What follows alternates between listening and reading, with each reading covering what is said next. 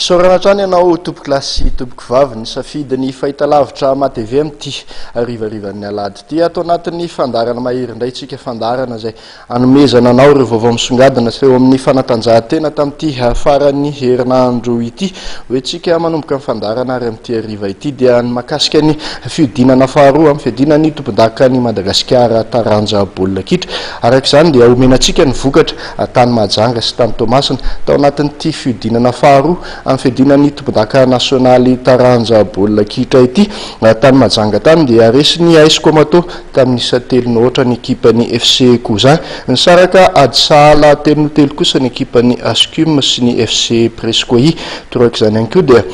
ny saraka Adsahala aotranoatra ny ekipan'ny Knapsa Sport sy ny Ari Football Club avy eto Analamanga tany Tomasina tany dia ny saraka Adsahala rainoray ny 3FB Tuliara sy ny Asam 3FB avany loatra Mangoro tarak'izany dia ny saraka tamin'isa roa ihany koa ny ekipan'ny FC Atsinanana sy ny ekipan'ny FC Joel avany Sava vokatra nisany songadana indrindra tamin'ity andro faharoan'ny fiodinana faharoa ny fiodinan'ny tompon-daka nasionaly ity nandesen'ny ekipan'ny Jesaya Bonglava ny ekipan'ny Tana Formation avy eto Analamanga tamin'isa telonoro.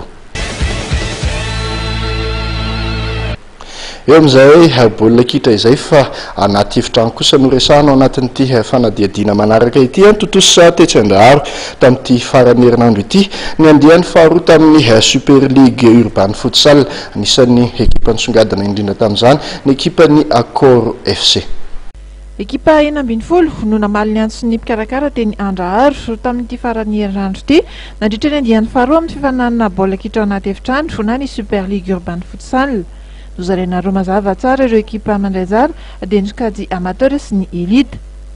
Teo misy kajy elite ary aloha dia ny ekipan'ny Accor Nits no voavosoa tompon-daka rehefa hananamontsana ny ekipan'ny VIP tamin'ny isa enina roa teo amin'ny famaranana. Tsikatra tamin'ity lalao ity fa efa voafendry hitaxa sy ny namany tanteraka ity baolina kitra anaty efitrano ity.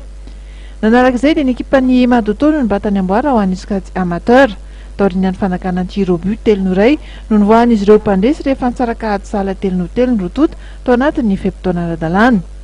Ireto ekipa tompon-daka ho an'izy kajy roreto izay nifandona indray tao anatin'ny Super Coupe ary dia mbola ny ekipan'ny Accor Nits ihany no nivoaka nandresy. Ny ekipan'ny VIP kosa no nibatany amboara ny Fair Play.